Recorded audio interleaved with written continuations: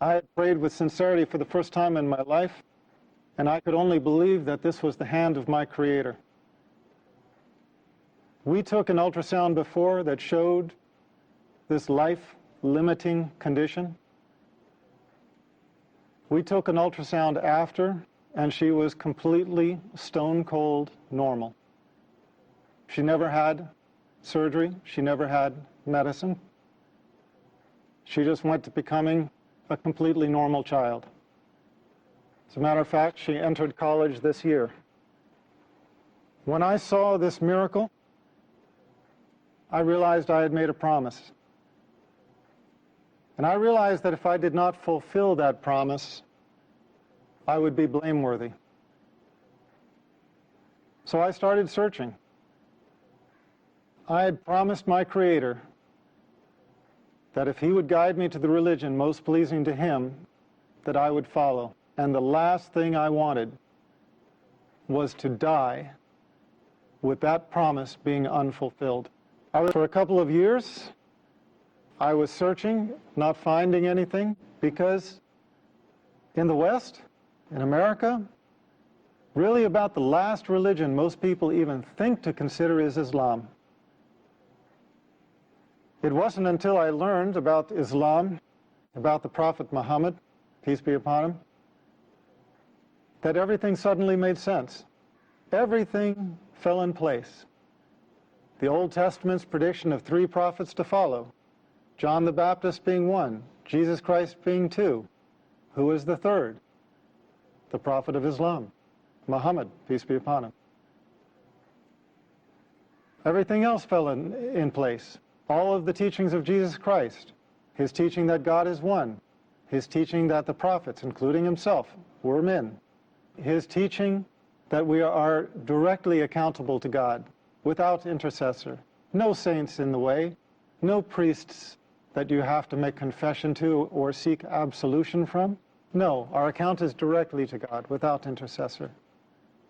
And I found the consistency in the creed throughout the chain of revelation.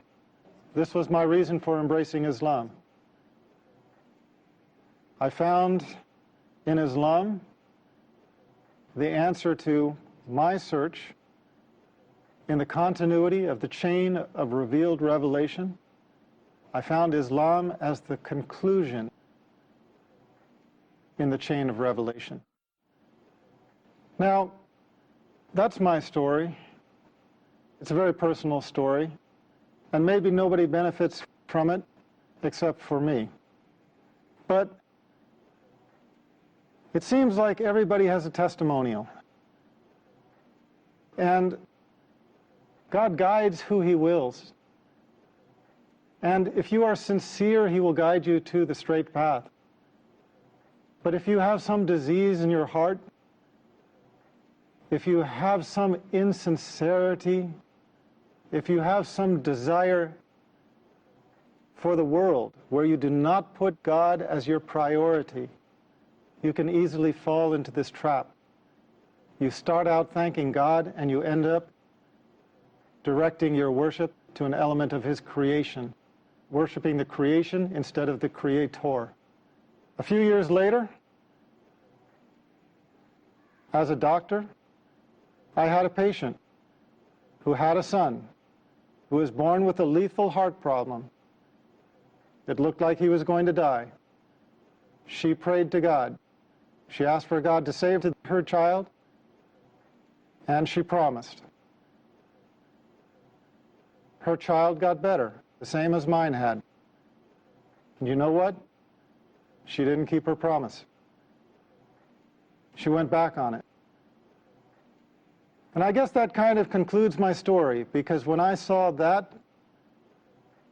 I realized that I didn't become Muslim because I'm so smart, because I figured it out, whereas somebody else maybe didn't. No. Here was this woman in the exact same situation. She was praying for the salvation of her child with a lethal heart defect, just as I had had a child with a lethal heart defect. And what was the difference between the two of us?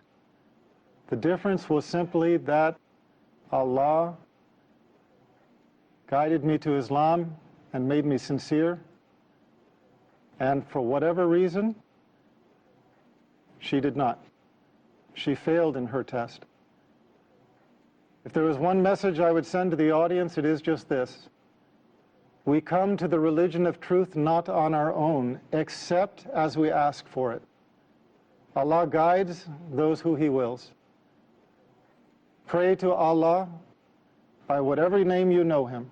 Pray to the Creator with sincerity.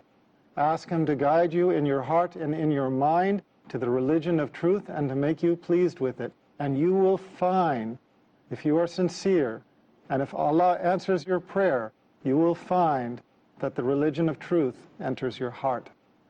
And inshallah, you will join us as a brother or sister in Islam.